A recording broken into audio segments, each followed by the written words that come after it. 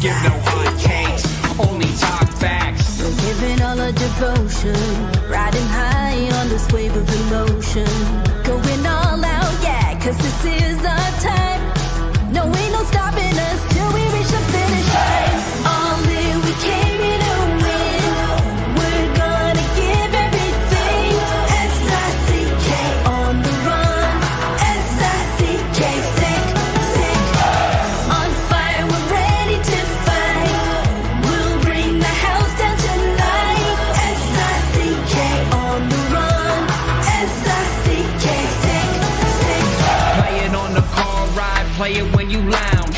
X and O, you know that we can hold it down. Shout out to my man Sammy, got it off the ground. And to all the listeners tuned in right now, got debates, analysis, and speculation. This is sports talk for the new generation. You know where to find us, got a reputation. Sick Podcast, your #1 sports destination. We're giving all our devotion, riding high on this wave of emotion.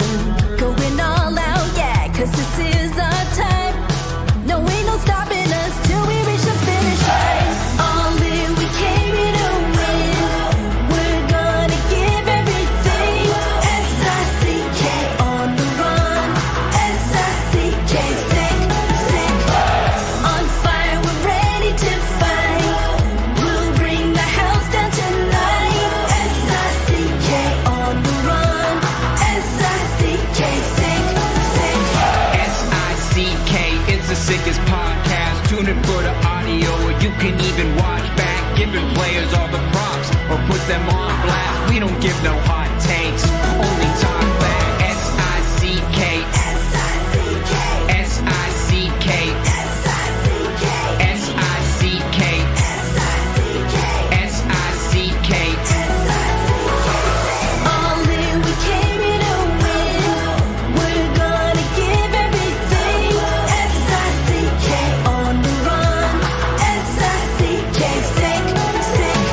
S-I-C-K, it's the sickest podcast. Tune in for the audio, or you can even watch back. Giving players all the props, or put them on blast. We don't give no hot takes, only talk facts. We're giving all our devotion, riding high on this wave of emotion. Going all out, yeah, cause this is our time. No, ain't no stopping us till we reach the finish line. All in, we came here to win. We're gonna give everything. S-I-C-K on the run. S-I-C-K, sick, sick. On fire, we're ready to fight. We'll bring the house down tonight. S-I-C-K on the run. S-I-C-K, sick, sick. Play it on the car ride, play it when you lounge. X and O, you know that we can hold it down. Shout out to my man Sammy, got it off the ground. And to all the listeners tuned in right now, got debates, analysis, and speculation. This is sports talk for the new generation. You know where to find us, got a reputation. Sick Podcast, your #1 sports destination. We're giving all our devotion, riding high on this wave of emotion. Going all out, yeah, cause this is our time. No, ain't no stopping us till we reach the finish line. All in, we came here to win. We're gonna give everything. S-I-C-K on the run. S-I-C-K, sick, sick. On fire, we're ready to fight. We'll bring the house down tonight. S-I-C-K on the run. S-I-C-K, sick, sick. S-I-C-K, it's the sickest podcast. Tune in for the audio, or you can even watch back. Giving players all the props, or put them on blast. We don't give no hot takes, only talk back. S-I-C-K, S-I-C-K, S-I-C-K, S-I-C-K, S-I-C-K, S-I-C-K. Turn up your volume. Because you're about to listen to The Sick Podcast. The Eye Test with Pierre, McGuire, and Jimmy Murphy. The Stanley Cup winning Colorado Avalanche. And after 22 years, Raymond Mark The sickest NHL podcast. Brought to you by TCS Customs and Logistics. Moving pieces, delivering peace of mind. It's gonna be sick. And welcome to another edition of the Eye Test here on the Sick Podcast Network. He is Pierre McGuire. I am Jimmy Murphy. Pierre, how are you? How was your weekend, my friend? My weekend was good. Tons of hockey, much like yours. I know we communicated a lot about some of the hockey giving and going. Seems like Mike Sullivan is going. Where's he going to be going to is a big question for everybody. Yep. Boy, the Montreal Canadiens played some really good hockey this week, and I thought on Friday night they were outstanding. I thought Sunday they really gave a good accounting of themselves. They just ran into a team that's just a little bit bigger and a little bit more seasoned right now. That's basically what happened. And I know fans are upset with some of the hits, the Ovechkin hit, obviously, on Jake Evans. And the big story is Tom Wilson and Alex Carrier. We'll get into that as the show goes along. There's a lot in both of those hits. But I don't think either hit was suspensionable. Okay. We will get into that in a bit. And speaking you rewind a bit there to Mike Sullivan. Yes, the Pittsburgh Penguins and Mike Sullivan parted ways today.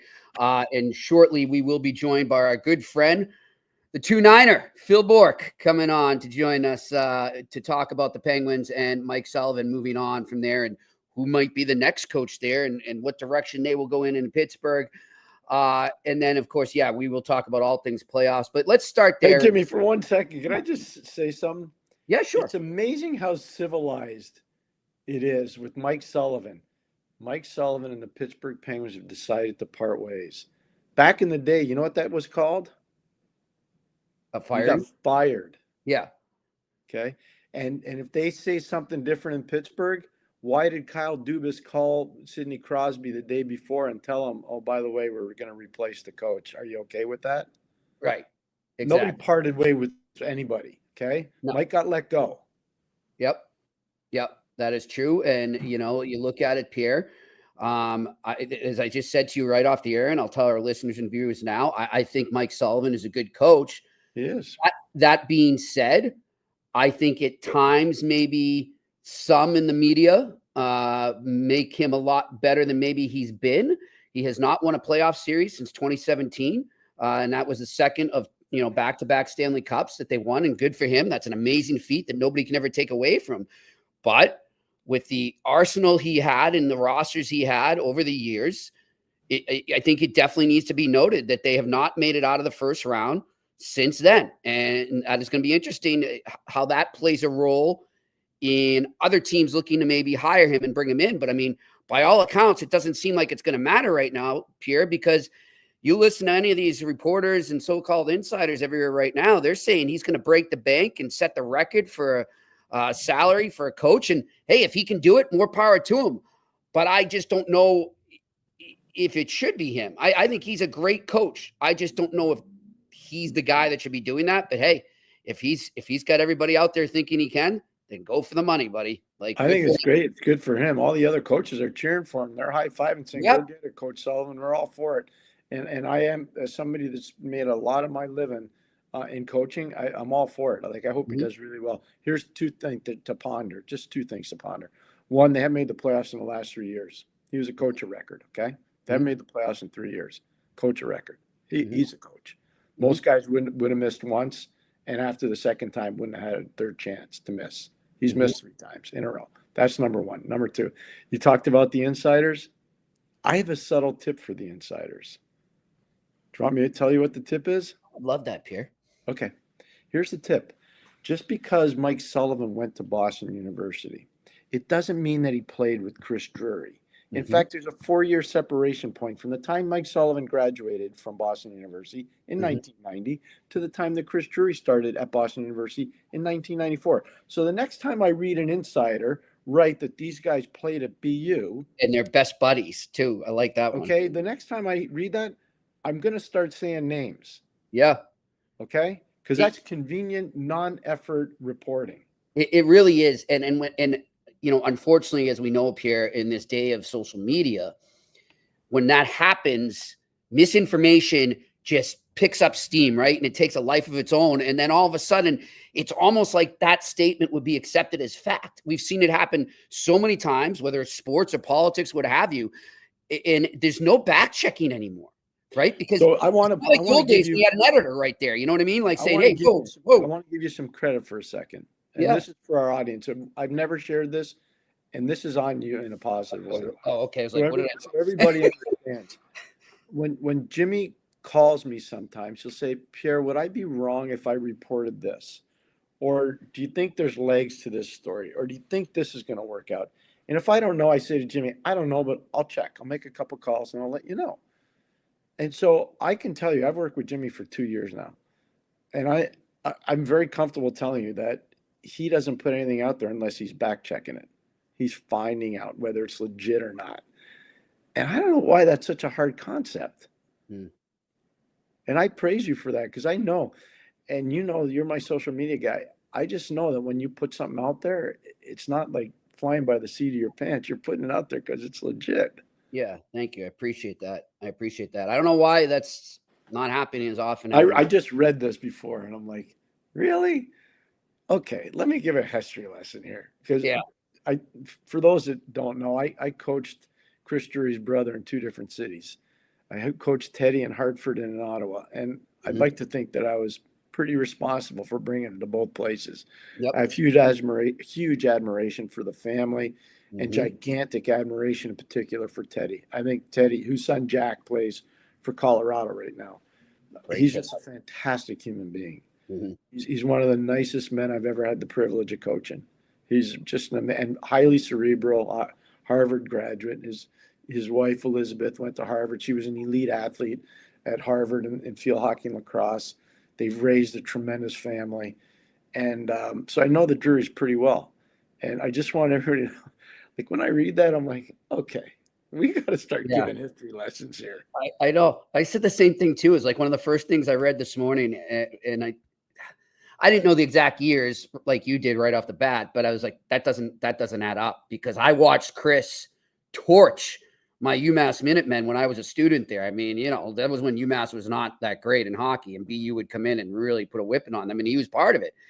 And then I'm like, I never saw Mike Sullivan on the ice then, I'll tell you that. Oh, wait, no. I did. I saw him on TV playing in the pros in the A and then the NHL. So it just didn't add up. I'm like, where are they for those are history conscious people out there, and I know there's a lot of them that really care about this. When Mike Sullivan played at BU, they had a line of Tony Amonte, Keith Tkachuk, and Sean McEachran. Okay? Just a little scary. They were pretty good. Yeah. They were pretty good. Yeah, Mike wasn't getting first line minutes. Let's put it that way. No. Mike was a very solid, hard-nosed, two-way player. Played at Boston College High School. His line mate at Boston College High School was a guy named Brendan Hickey, who ended up being an elite player at Bowdoin College. Yep. Okay, that's how far back I go on this. Yeah. So I'm with you on that. And, you know, you talk about what type of player he was, Pierre. And I caught Mike at the end of his playing career and then the beginning of his coaching career, right? Because he played in Boston and then he ended up coaching Boston. And you know, he was a very serviceable, hardworking player at the bottom of the lineup that could help out. And I'll give him credit, too. There was some rough years when he was in Boston where he helped a lot. Like I talked to people, like I was still in college coming out and just starting off, but he was great, you know, and I think maybe that led to him getting into coaching because from what I was told, he was always good with the younger guys and would help a lot in practice and stuff. So I wonder if that's what came from. One of the big, just to cut you off there, just to stay on your story, one of the biggest aids I think he had early in his career, there was a former player who was really tough, Sean Cody. Oh, yeah. Who ended up being an assistant coach at Princeton and was a proud UNH guy. Sean Cody worked for the Bruins a little bit, and he pushed the candidacy big time for Mike to get into the coaching part. I don't even know if Mike's aware of that, but I know because I used to talk to Sean. Where is Sean now? I think he's living around Providence. He's in the New England area. Yeah, he was always a great guy. Tell you what, he was a tough. Tough guy. Oh man, he probably was.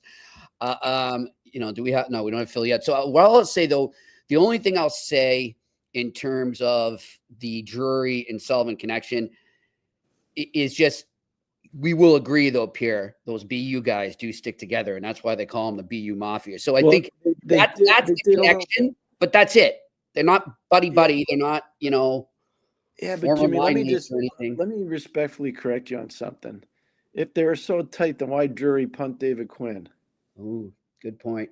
Okay, I'm not so sure about this tight stuff. Okay, there's some other ones that I don't want to bring up too many names. Right. I'm just going to say some of this tight stuff, I'm not so sure about that. Okay, dude, that's all I'm going to say. You don't believe in the BU Mafia?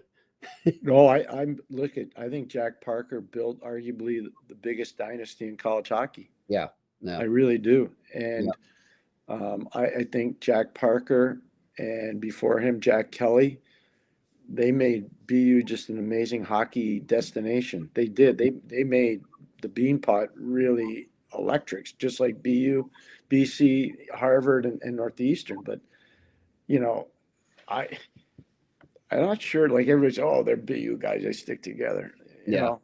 Sometimes I don't know about that. Like if they really stuck together, like what happened with Quinn and Drury? Yeah. Yeah. Like you have to search long and hard to find a better human than David Quinn. Yep. Yeah. I'm just going to tell you right now. Okay, and here's another one. A guy that went to your school. Okay. Mike Greer. You know who he got rid of? David Quinn. You know where Mike Greer went to school? Mm-hmm. Good point. Valid point. All right. Quickly before we get Phil on, because it is a hot topic amongst a lot of our viewers, Pierre, you brought up the questionable hits from Ovechkin and Tom Wilson. I want to focus on the Wilson one. Okay. I watched that so many times, and I don't think it was as clean cut, shoulder to shoulder or body to body as everyone says. I think it was a bit of a combination. I continually, the more I watch it, see Wilson come up, which is, why is he coming up if he's a bigger guy? So that means he's starting down low to really put the impact there. I'm not going to say it's suspendable, but it definitely should have been a call. Now, that being said, the one thing that the Canadians made a mistake on, and I don't know if you'll agree with me, they obviously thought it should be a call and acted as if it would be a call. And it was almost like they paused a little, like they hesitated, and then that's it. And it goes the other way, and there they go, and everything sort of was a snowball effect from there. What did you think of the whole sequence of the hit and then where the game went from there, how it transitioned from that point? I thought the Canadians were a little too stunned, so to speak. First of all, I love how you broke that down. I really do. I admire that. I think there's a lot of merit to what you're saying on the second part of that. In terms of the Canes were almost frozen for a millisecond. And in hockey, a millisecond's like 5 hours when you're driving. Exactly. You know what I mean? It's a long time. So I think there's a lot of validity to what you just said, Jimmy, on that. I didn't see it as a headshot. Okay. I saw it as an initial shoulder to shoulder to up. And then it came up. His hands were down. So there was never the extension.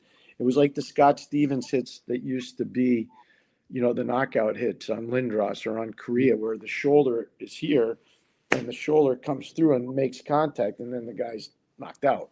Yeah. This time I thought the shoulder hit the other shoulder and then kept going because of the rate of speed. And Tom Wilson's a bigger player than Alex Carey. Carey might be 6 feet. Weight's coming down. He might be 6 feet. I'm going to say 5'11".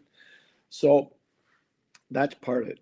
I thought the penalty in the play, and I've talked to numerous people that are friends of this show and other people, I thought it was charging.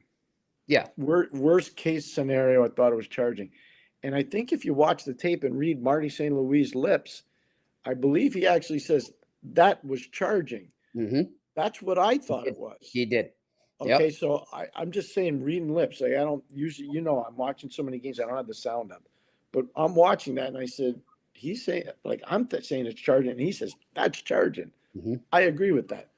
So I don't think it's a suspensionable hit. I don't. Okay. I don't. But it clearly made an impact. And it's what we've been talking about, though, since it started, before the series started. Yep.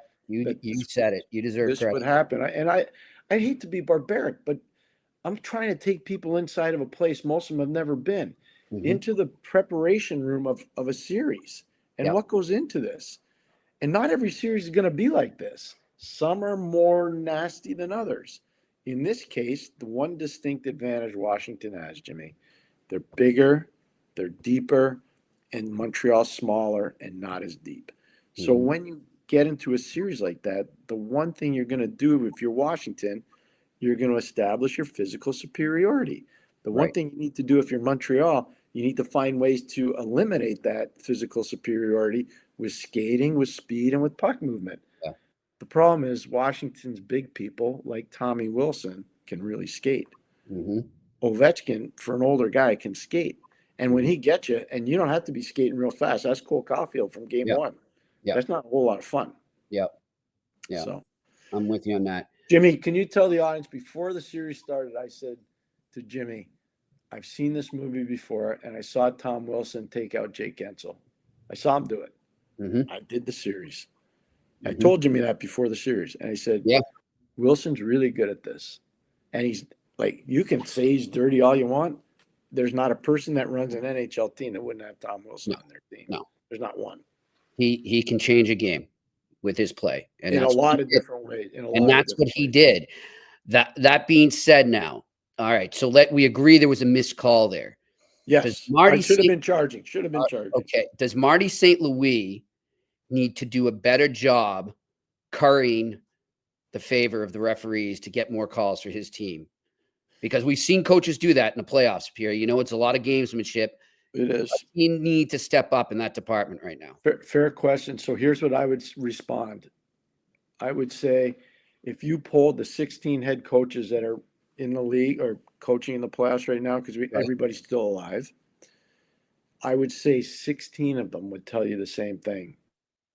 This has been an off year for officiating. We need to know exactly what the standard is. What's the standard for a goal, no goal? What's the standard for a high hit versus a low hit? What's the standard for a cross check? What's the standard for a cross check to the chest versus a cross check to the face? So if you were to poll, and I've talked to a few of them, not all 16, I've talked to a few of them. If you were to poll the coaches in the league, I'd say 16 of them would say we're having a hard time figuring out what a penalty is or isn't. Now, not all the penalties, just certain ones, the ones I talked about. Yep. I don't know if you agree with that or not. I do. So Marty, you may think, not you, but people may think he's not currying favor enough with the referees. I think most guys would tell you they feel like they can't do anything either. Okay. They're having a hard time getting through. So maybe they are, and it's just not happening. Yeah, I think they're having a hard time getting through. That's what I mean. Interesting. All right. Quickly before we get Phil on, he will be joining us shortly. The other series I want to talk about, the most recent one, was late last night, the Oilers-Kings. Pierre, I don't know if you've taken a look at some of the play, the time on ice for some of the Kings players and defense. Yeah. Versus some of the other you see Brand Clark's time on ice last night? Yeah. So less than 14 minutes. Okay. Is there too much of a discrepancy going on there? Does it need to even out more if you're the coach right now? Do you need to start utilizing other players if you're Jim Hiller? Well, Jim's not making the calls back there. It's DJ Smith. Okay, so DJ Smith then. So DJ's making the calls on their D. Again, having done that job, it's not as easy as it sounds. It's not as easy as everybody thinks. And you get into a flow and you're trying to – now, remember, you don't get last change. You're in Edmonton. Yep. So I can just tell you, having gone through this too, Keenan's on one side with Sutter, and it's Bowman and I and Keogh on the other side. I'm running the D, Sky's running the forwards, and Rick's doing a lot of coaching. And so Keenan back then and Sutter, those are pretty formidable guys. Right. It's to get in a rhythm, to make sure you get the right matchup. And they had the best line in the league when I was doing it. They had Larmer, Goulet, and Roenick. No, that was it's freaking crazy how good that line was. And they're all like Larmer's the only guy not in the Hall of Fame now. And you can make the argument he should be in the Hall of Fame. Yep. So we were trying to get a straight matchup game. I don't want to bore people with the names and how we were doing it or anything else, but we found a way to do it. We beat them 4 straight, and we did a good job on that line. But at the end of one of those games, Jimmy, I'm just going to tell you, you're mentally in la-la land. Like you're gonged if you're doing it the right way. And so I don't know if a lot of these guys know how to do that. Right. I learned from the best guys. Yeah. Yeah. So It's clear. I mean, I forget who the player was. I was reading, and one of the Oilers players even said, "We're sensing it. We're waiting for them to tire out, and then we're pouncing, and that's what you see." look at Doughty's minutes. Look at Mikey Anderson's minutes. Look at Gavrikoff's minute. Like, go look at their minutes. Yeah. Yep. All right. Well, one of those guys who was part of that strategy back in the day with you is joining us right now. The 2-9er, Phil Bourque, joining us here on the Eye Test on the Sick Podcast Network.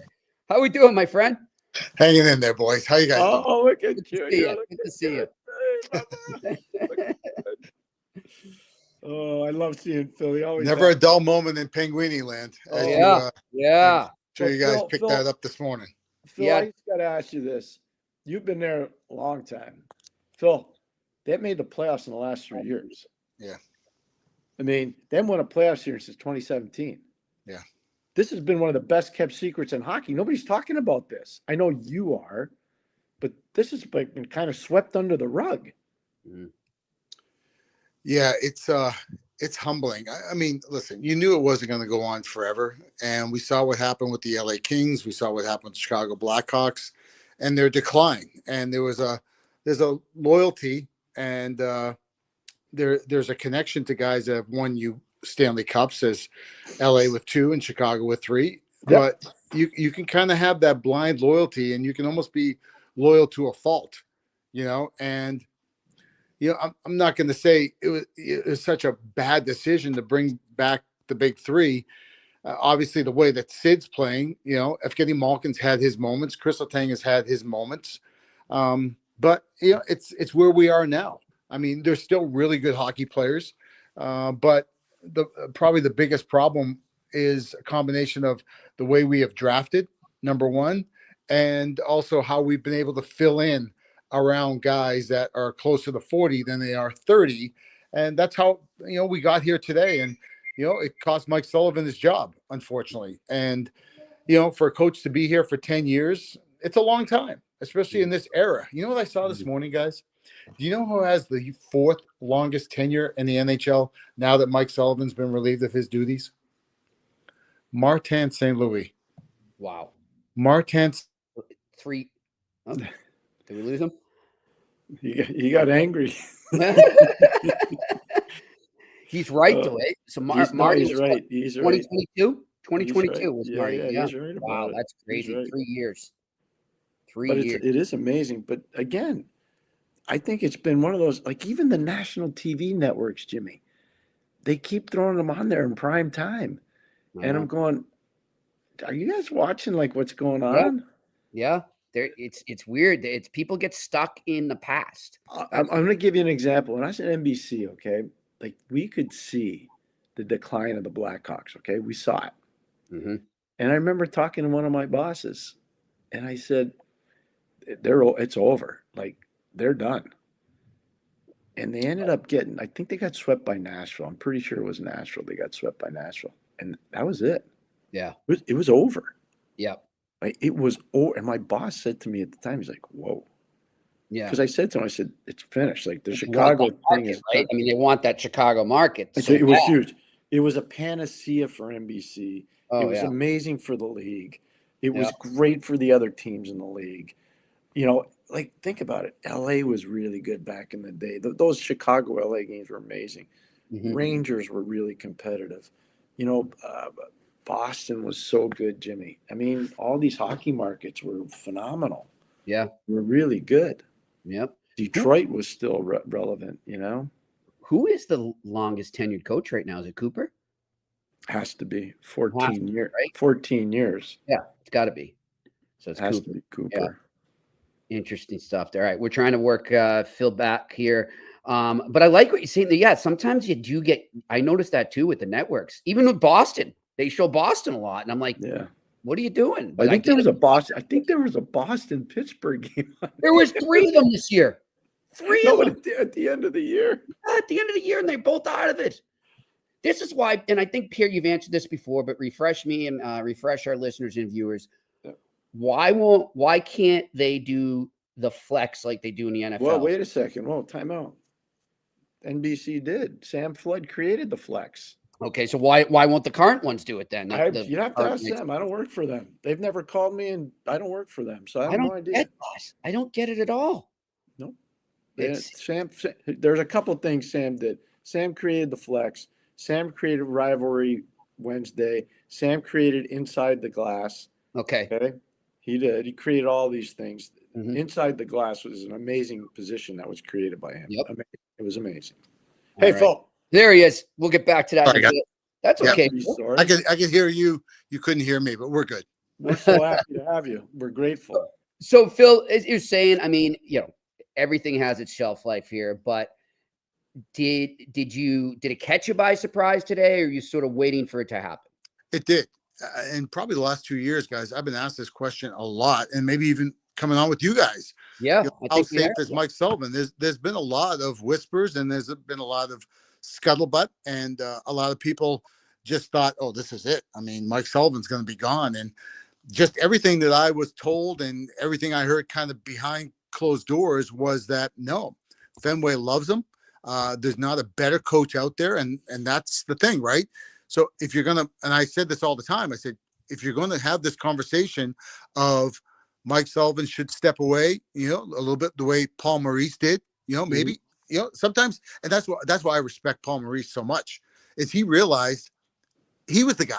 It wasn't ownership or management came to Paul Maurice when Winnipeg. He woke up in the morning and just said, I get it. Like, I've given everything I possibly can. These guys deserve somebody else to get them to the next level. And now Rick Bowness couldn't, but Scott O'Neill has absolutely got them to a next level. So, and Paul Maurice landed finally. But with all that being said, I don't know how this conversation came, because everything I was told was that Fenway loved Mike Sullivan. There wasn't anybody out there better than Mike Sullivan. And on top of that, Sidney Crosby, Evgeny Malkin, Chris Letang, who you hitched your wagon to, all loved Mike Sullivan. Yep. So with all that being said, I just thought it's all for one for all. They've hitched their wagons together, and whether they're going to fix it or, go down with the ship together, it was going to be together. And I couldn't have been more wrong. So I'm going to give you my 2-cent theory. I think that they realized that there was going to be a market for Mike Sullivan. I think that they're very worried about where the fan base will be in Pittsburgh in terms of seat sales. And I think it gave them an opportunity to walk away from $5 million a year for the next 2 to 3 years. And so they said, you know what? We're going to let Mike go. Mike's going to get a job either in New York or Boston or wherever, maybe Chicago. Maybe Chicago. He's worked in Chicago before, maybe Chicago. And we're going to let Mike go because we know on the offset on his contract, it's going to be fine. They're going to take it. There'll be no offset. So we're saving $5 million, and we're going to hire a coach for 1.5 to 2 million. Sure.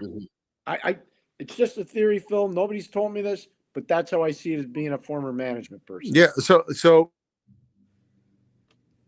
keep talking. He's got Kyle Dubas playing tricks on him here. Jimmy, the other thing, and you and I have talked about it. I don't know if our fans are privy to this because we talked about this a while ago. I've heard a lot of rumors that the people at Fenway are thinking about moving some of their money out of the Pittsburgh Penguins. Yes. And I know you heard I this talked a to long you time about, ago. I told you about that last summer. Last summer, I remember it. I was in Vegas. It was right around free agency, Pierre. And you told me that. It was right before I left to come home from the draft weekend and free agency. And you did tell me that. And Pierre, as it's gone on, it's gained steam. And now some other people are reporting it as well. But I'll tell you this too, Pierre. I wonder too, because I told you, I said, obviously they own Liverpool, and I'm a huge Liverpool fan. And congratulations. Very happy one today. Thank you. But that's still up in the air, what they're going to do with that. So there's a lot of moving pieces going on right now with FSG in terms of what they'll do with their current assets, and will they get other ones? So that's something to keep an eye on going forward. And one of the things I think one of the things that could be cool for them, Jay Monahan went to Trinity College, and Sam Kennedy went to Trinity College, and Sam Kennedy's the president of the Red Sox. And so Jay Monahan is the commissioner of the PGA Tour. Yes. Just throwing it out there, Jimmy. Mm-hmm. Interesting stuff there. Bubba, All you're right. back. Kyle, do you explain with your connection or what? I don't think he has access to I hope he doesn't have access to my phone. I would pay to have access to your phone. I bet you would. I bet you would.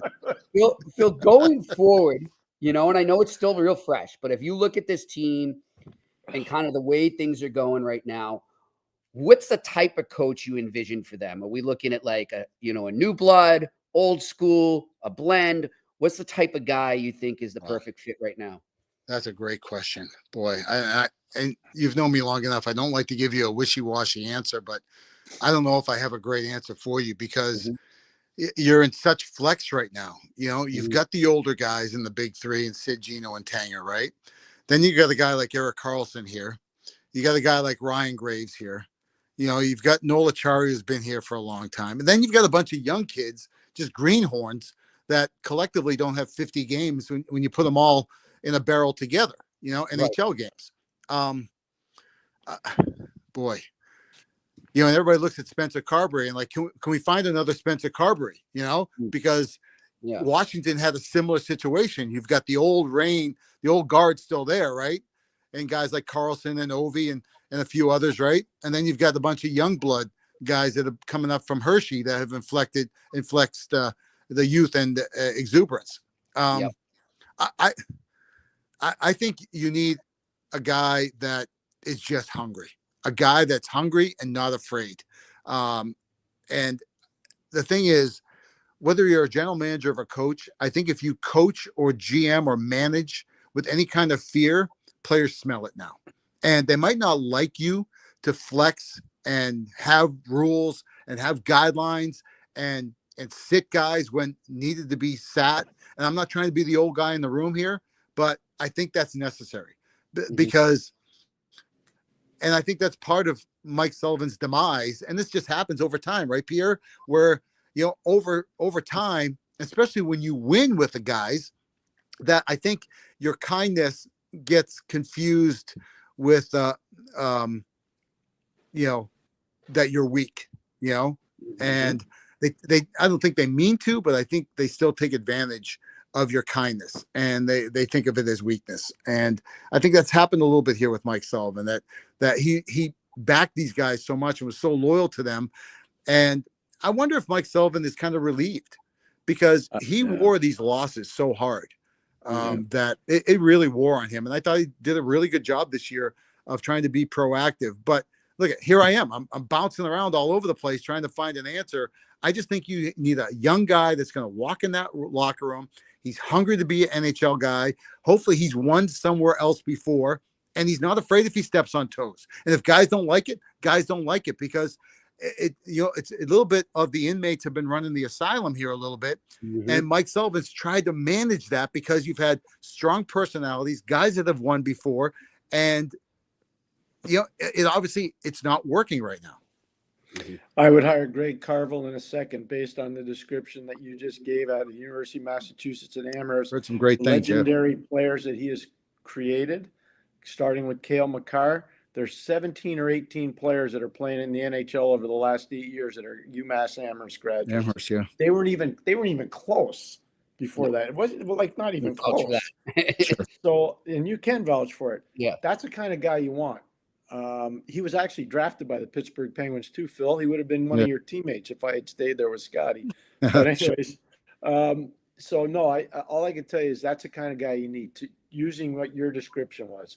You need a young guy that's going to hold people accountable. Yeah. Sid can relate to him. I think Gino could relate to him. Tanger definitely could relate to him. He'd be a guy that, I'm not saying he's getting the job, but they should interview that guy. I'm telling you right now. Oh, what do you think about David Quinn? David Quinn's another one. I'd interview David too. I know he's on the staff, but we just talked about David. David was with the Rangers and a BU guy let him go, Drury. David went to San Jose and a BU guy let him go, Mike Greer. Yeah. Like, you know what I mean? Like, David needs to get away from those BU guys. He just was with Sullivan and Sullivan got fired. Like, I'd like to see him just go on his own. You don't have to be with the BU guys. Go be on your own. Yeah. Yeah, because you remember when the kind of the shit hit the fan there in New York when he, I talked to him about this and he was like, Bourque, man, we had a good thing going on, man. We were really I going in agree. the right direction, and then all of a sudden, when with JD and everything else that went down there, it was a bit of a mess. And really, they haven't, they win the President's Trophy last year, but I have a lot of respect for David Quinn, and and again, you hesitate of just elevating a guy that was just on the same staff, right? But I don't know, man. I think he's one of those young, hungry guys that walks in the room and he instantly gets respect. I would have no problem him being interviewed too, because he should be. He should be interviewed for that job, 100%. Phil, I don't think it does, but I mean, it's definitely being bantered about on social today, and a lot of people are going to ask it. Does this change Sid's or Gino's views of wanting to stick around? If they're bringing in a new coach and let's say it's a little younger, do you think maybe they reconsider things a bit? Here's the question I've been asking myself since I heard the news this morning about Mike Sullivan. It's the first time I have ever questioned if Sidney Crosby would finish his career as a Pittsburgh Penguin. First time. I never thought it would ever happen. I felt that he walked in the same sandals as Mario Lemieux. Come hell or high water, I'm going to wear that jersey. And if things aren't going well, I'm going to find a way to make it better. But as you mentioned, 3 straight years not being in the playoffs, it's almost criminal. And those 3 years that he's had, again, where he's closer to 40 than he is 30. It's unreal. Right, Pierre? I mean, it's unbelievable. It's maddening to me. And so, and I know, I just bumped into Sid the other day, and we didn't have a long conversation, but I could tell it was absolutely eating him alive to watch the playoffs and not be in there again. And so it's the first time I've ever had those thoughts, allowed my mind to wander of like, what happens if we get to January of next season and you're like, you're 12 points out of a playoff spot. Mm-hmm. Is Sidney Crosby going to miss the playoffs for 4 straight seasons? No, come on. I'll tell you what you do. That's where you have a meeting with Sid and Pat Brisson. You say, you know what, we're doing Herschel Walker, and we're going to trade you to rebuild the franchise. You've been an amazing person here. We want to give you an opportunity to go win.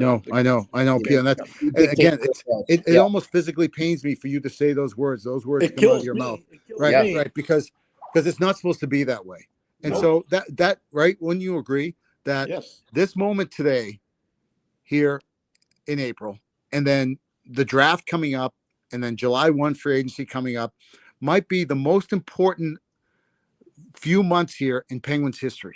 In Penguins history, and we've had a lot of important months, right? And you were a big part of them. You were a big part of the historical but I mean, change.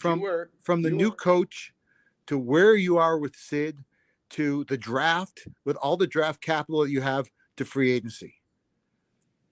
I'm telling you what, this is the biggest crossroads that this franchise has ever had since 1967.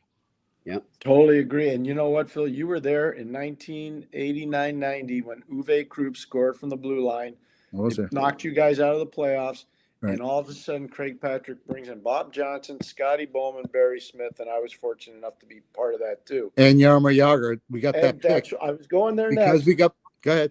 We didn't bobble the draft. We get 5th overall, and we got really fortunate that 4 other teams didn't have the vision that Craig had to take Jaromir. So you're spot on. That's where I was going next. Yeah. So right, that was a crossroad moment because Mario had hit his stride, right? 199 points. Great. And like the future was so bright, but to miss the playoffs in the final game in overtime and the Islanders to get in and we get bumped out, it seemed like a giant step backwards. But next thing you know, we win back-to-back cups. Mm-hmm. And a President's Trophy the next year. But I think you went to New York to grab some money. I think you did. I rode the buses long enough. You would have done the same thing. I went to Hartford to grab some money. I was just going to say, did somebody else go somewhere? we wore the same colored ski mask. Yeah. Awesome stuff. Well, Phil, listen, we appreciate you taking the time, my man. Always a pleasure. Always fun to talk to you. You are the best. I hope you're enjoying I know you'd rather be calling games or watching Penguins games, but I hope you're enjoying your time off and you get some rest. Enjoying the family, enjoying the kids, enjoying playoff hockey, and love coming on. Love talking hockey with you guys. I enjoyed it. You're so good. And you know who's really good too? And we talked about you probably 2 weeks ago is Kevin Stevens. Oh yeah. He and I had the best time. So good. No, I know. Kevin texts me a lot during the games. I wish I could. Someday I'll show them to you, Pierre. They're awesome. They're awesome. He's the best. The best. All right, man. Phil guys. Bourque joined us here on the eye test. Have a good one, my friend. Always a pleasure talking to the 2-9er here. One of the real pleasures I had coaching was working with him. It was just awesome. He seems like he'd be a great team guy. Oh, man. Awesome. Yeah. Like that. You see how we were talking there? Yeah. That's how I used to talk with him. It's still there after all these years. You know, just no big deal. Like, you know, we're about the same age, and I was a coach and he was a player, and fine, let's go do it. Yeah. Yeah. And he was a big part of those teams. Oh my gosh. People have no idea, man. Yeah.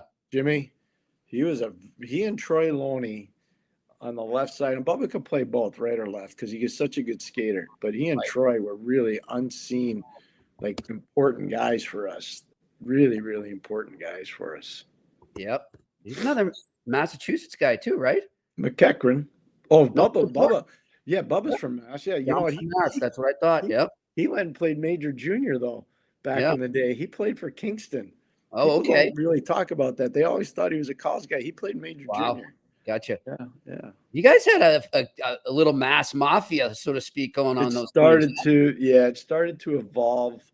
I think part of it was Eddie Johnston before he went to Hartford. You know, he played for the Bruins for so long, even though he was from Montreal. So he had a lot of tie-ins to that community. Yep. Scouting was a little different then. Yeah. Compared to, and then Pittsburgh was a team that won on the John Cullen lottery.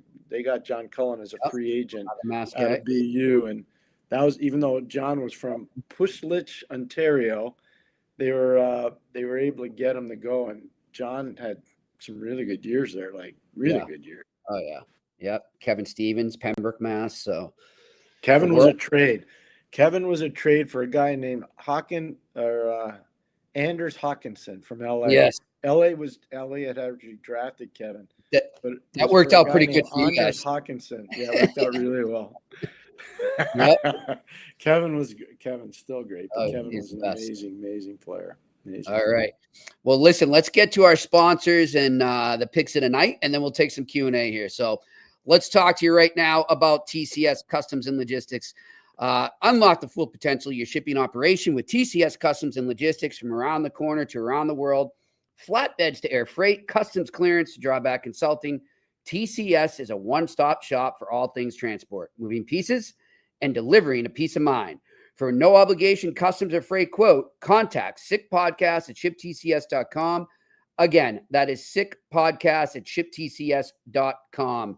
And of course, our wonderful friends over at Betway, where you can still go all the way with Betway and get a free bet up to $200 if your first bet loses. Now, this is for new customers only. So if you're not a customer yet, go to that QR code right in front of you and you can redeem the welcome offer, or you can go to the website if you're listening and go to the details section there and set up your account to get that welcome offer. It is not available in Ontario. Terms and conditions apply. You must be 18 plus. Always bet responsibly. All right, let's get to the sick picks of the night. It's time for Sick Picks, brought to you by Betway. All right, we got 2 games on the docket tonight. Pierre, we got the Tampa Bay Lightning in Florida for Game 4, trying to tie the series. The home team is yet to win in this series. I think that continues. Give me the Tampa Bay Lightning on the money line, plus 114 to tie things up and send it back to Tampa, knotted at 2 for a pivotal Game 5. And then the Colorado Avalanche are back in Dallas. Their series is tied at 2. I'm going to go with the road team on this one. Give me the Colorado Avalanche on the money line, minus 135. I'm feeling OT, so if you want to dabble a little on that, you can get that at plus 330 currently on the draw. But I like the Colorado Avalanche to win and then take it back to Denver with a chance to clinch in Game 6. All right, let's get to the questions. What do we got? Alex Ivanowski, how amazing was that forecheck by Evan Bouchard last night to keep the puck alive in the offensive zone? Great call by you, Alex. It was one of the better plays I've seen so far in the playoffs. What a series he is having. Yeah, it's been good watching him step up and kind of shut up the naysayers, so to speak. If I recall, it was the same case last year, right? Remember, he stepped up. So I agree with Alex. It's a heck of a play, but I saw one on Sunday afternoon that was the equal of that. I was Jacob Slavin against Stefan Nace. Yeah, that was one. That's one for the ages. And then he scores high short side, and I'm thinking, what's Markstrom doing there? But it's just the athleticism and making that play at the offensive blue line for Slavin, and he's known for his defensive prowess. But now Bouchard deserves a lot of credit. He's had a real good series. By the way, speaking of the Jersey Carolina series, Pierre, like Frederik Andersen, man, like this poor guy. It's every year something different for him. What are you going to do? What are you going to do? But you know what? It's funny, and I don't know how much this gets reported. He's 35 years old. I know, right? It's like people say, oh, he's Freddie Andersen. He's 27, 28 years old. No, he's 35. Yeah. 35 years old. He was. And he's been hurt a lot. He was in net. Was he not in net for the Toronto series in 18? I think he was with the Bruins, and then that was the year that Marchand did the licking in the next series. And before that, he was in Anaheim. So he's been around for a while, man. Yeah. But I feel for him. All right, next question. Sound the siren. I'm not sure if you guys chatted out there. There you go. When you read in my mind, sound the siren about Frederik Andersen. Isn't that at least a minor penalty on Timo Meier? I'm not sure I can comment on intent. That wouldn't be fair, but he was deep in the paint. So we just talked. So Jimmy and I were just talking about that sound the siren, and we agreed if you were to do a poll amongst the 16 coaches in the league right now that are left coaching, they'd all tell you the same thing. They're having a hard time deciphering what is a penalty and what's not a penalty. Yep. And in particular, around the crease and the cross checks. Like, is a cross check to the chest okay? Or is a cross check to the face okay? Or is a cross check to the back okay? Yeah. We're trying to figure out, not me, because I'm not coaching anymore, but people are trying to figure it out. Just telling you. And that's part of what you're talking about. The Timo Meier Andersen play, I think I think, to be fair, there's grounds for a penalty there. Mm-hmm. And I could see how a referee would say, no, just incidental contact. I could see both. I could see both sides of that. I could. Yeah. But people are still trying to figure out what it is. What's the penalty? They're going to have to figure it out fast because we're getting deep now. So, all right, next question. A to Z, me. On a scale from A to F, where do you place this year's These guys are reading our minds, Pierre. It's I can't even imagine having the officials' job. So I'm not knocking officials when I say this, but right now, as Pierre just said, I'm confused. That's all. To put it polite, I'm just confused. I think that's the best way to describe it. That's a really smart way to look at it, because I'm confused too, because I know most of these men. I don't know all the young ones, but I know the older ones. They're great at their job. They're very professional people. They're highly committed to the sport. They want to be the very best they can be night in and night out. They really, truly do. Mm-hmm. I don't know what the mandate is, though, that they're getting, because I think there's been some mistakes that have been made. Yeah.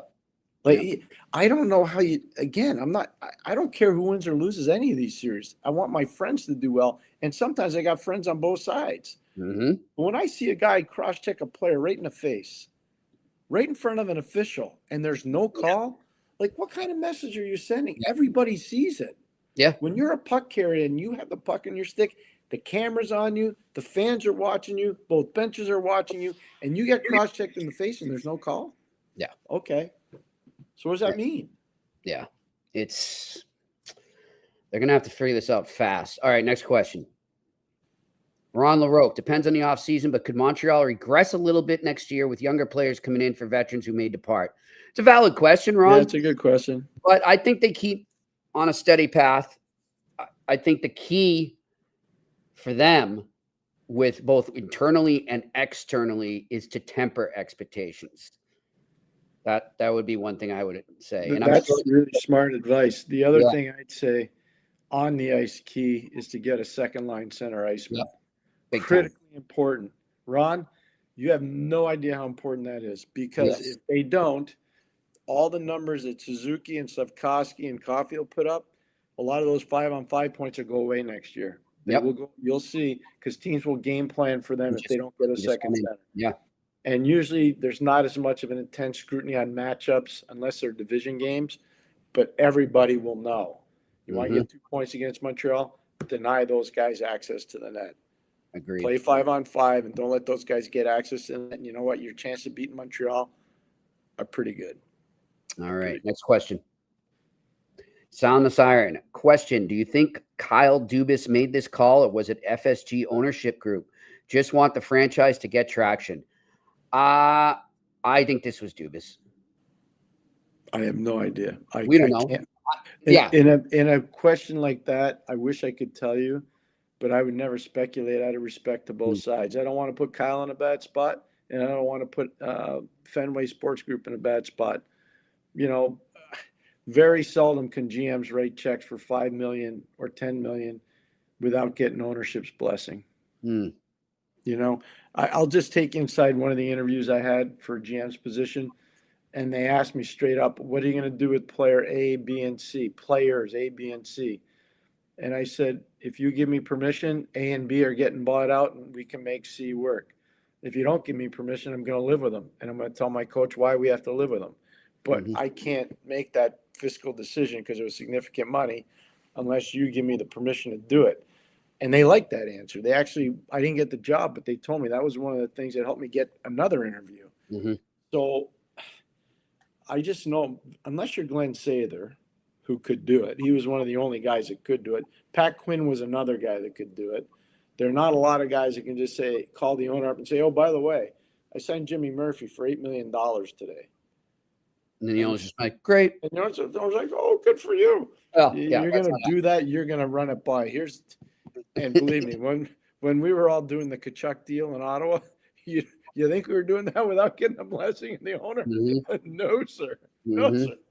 No, sir. Interesting. All right, next question. Randy Workman, is the LA versus Edmonton series the worst coaches challenge ever? I'm going to bite my tongue on that. That's Smart all. move. Yep. All right, next question. Morantz, men, would you agree that if Jack Guy had given the same hit on one of the Caps players, he would have been penalized? Also, do you not think that St. Louis pulled Dobis far too early? I'm not going to hype. I don't know. On the Jack Guy thing, I don't know. That's highly speculative, but I know that's my own opinion. I would have had Dobis come halfway out because that's where my bench was. And if we win the face-off, Dobis is coming off and put my extra guy on. I'm with you on that, Pierre. At that time in the game, I'm doing it only halfway. I'm not doing it right away. Because you know what? Last night, Montreal got wiped out on face-offs. Oh, yeah. Like their two best face-off guys, Dvorak and Evans, they got wiped out. They didn't do poorly. They did really poorly. So I'm thinking, okay, at that time, if we win the draw, I'm pulling them. If we don't, you stand to give myself a fighting chance. Yep. I'm very comfortable answering that part. The Jack Guy part's all speculation. All right. Next question. Sean Heffernan, is Primo in net next game? No. Dobis wasn't the issue last night, in my opinion. No. All right. Next question. Renaissance Resistor. In terms of the concern, doubt, and fear quotient, remember we were talking about that last week. Which teams would you say are feeling the latter two in their series? Well, it usually goes you're concerned, you're doubting, and then you're fearful. So I would say Winnipeg's got concern and doubt. I don't think they're in fear yet. I think Edmonton versus LA, I think LA's got some concern and they might have some doubt, but they don't have any fear yet. I don't think we're anywhere close to that with Vegas and Minnesota. I don't think we're anywhere close to that with Colorado and Dallas. I do think Jersey and Carolina were there. I think we're there. In fact, I think for Jersey, it's concern, doubt, and fear. Yeah. I don't think we're there with Ottawa, Toronto yet, just knowing Brady. I don't think we're there yet. I think there's some concern for Ottawa going into Toronto, but I don't think doubt and fear are part of it. Montreal, I think, is a little concerned because they don't have Montembeault, and they probably won't have Carrier. Yeah. So I'm sure there's a little doubt, but I don't think they're fearful. Here, does you mentioned Toronto and Ottawa there. I apologize. I don't have the exact number, but it was not a good stat in terms of what the core for Toronto is on Saturday night. Well, Saturday night, they weren't very good. Yeah. They weren't. The 4-minute, the double minor penalty to Batherson. They have to score. They got to score there. And I know that Tavares isn't there because of the spotter. I understand. So they put Morgan Riley up high. Usually their power plays 5 forwards. We know that. And Morgan looked really uncomfortable. He did. You know, you look at it, Marner is usually up high. He's playing in a different spot. Matthews is moving around. So they just didn't look comfortable, Jimmy. Right. But does their history in elimination games, does that play a role? Is it a sort of a block in your mind? Till they get through it, it's going to be something people are always going to bring up. But something like 1-13 or something. I know, but I think they'll get through it. I do too. I do. I think they clinched. This is something that I learned from Scotty a long time ago. You cannot win the Stanley Cup until you slay the dragon at least once in a previous series. Now, there might only be one time where you have to do it.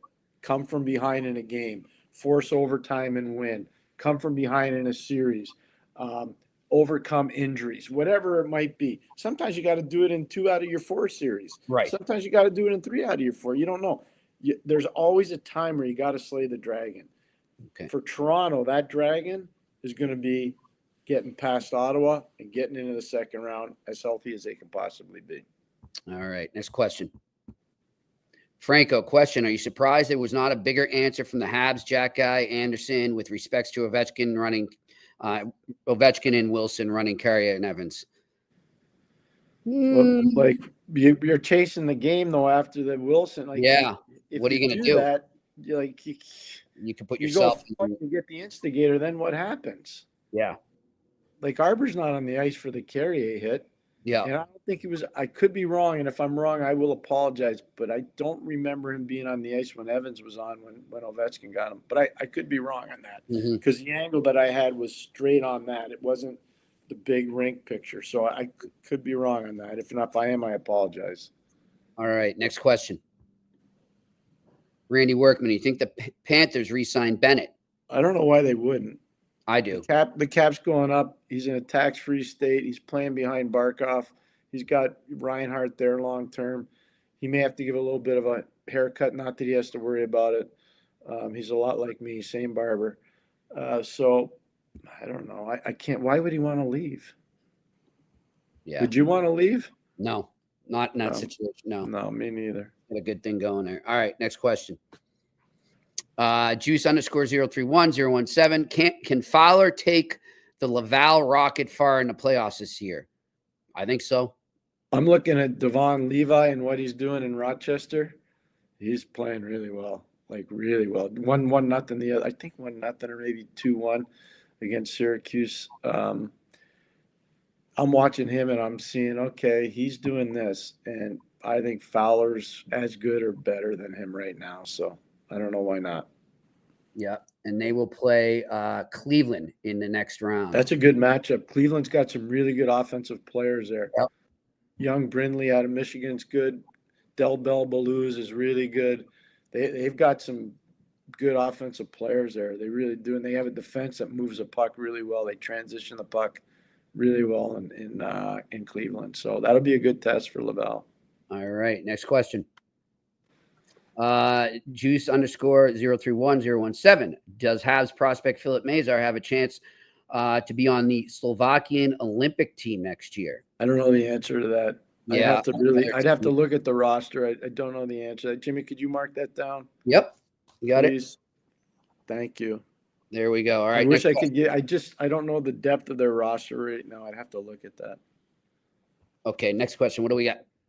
Randy Workman, Jimmy and Pierre. Do you draft Caleb Desnoyers, Desnoyers, or Anton Frondel if you're Boston is the first pick for a center? Go ahead, Jimmy. Yeah, I like front. I'm early in my research right now, and I'm early in talking to people about these different players. So I want to caution you on that. what I've gathered so far, I like Frendell. I like the sounds of him better, but we'll see. We'll see. And I know the Bruins have scouted both. I would agree with Jimmy. Yeah, so we'll see what happens. And I like Denway a lot. I know his father. His father was teammates with Marty Brodeur and St. Hyacinthe. Oh, wow. Yeah, his dad was a tough guy. His dad still is a tough guy, but when he played, he was a tough guy. Okay. And his brother plays for Philadelphia's farm team in Lebanon Valley. I think he's been injured. He hasn't played the last couple games, but Elliot's his brother's name. Elliot Denway, really good offensive type talent. Caleb's a good player. He's a very good player, but I just think Frendell might be a little bit better. All right, we're seeing KQ. You're saying we skipped my question. Do you have it there or no? If not, we'll get you tomorrow. Don't worry about it. All right. All right. We'll take care of that tomorrow. Listen, that's it. We got Phil Bourque. He was great as always. I'm glad we thought of that. He was great to have. You thought of that. That was a great call by you. Thank you. I was just saying rubber stamp that. Yep. Bring Bubba on. Is immediately who I thought of when I heard the news on Mike Sullivan. So I thought he'd be a great take on that. So, and he delivered as always. Thanks to Shane working the boards up in Montreal. Thank you to you in the chat room there asking your questions. We love answering them. And thanks to all our listeners, viewers. He is Pierre McGuire. I am Jimmy Murphy. And this has been another edition of the Eye Test on the Sick Podcast Network. And that's a wrap. Hope you don't miss us too much until next time. Follow the Eye Test with Pierre McGuire and Jimmy Murphy on YouTube, Facebook, Google Play, and Apple Podcasts.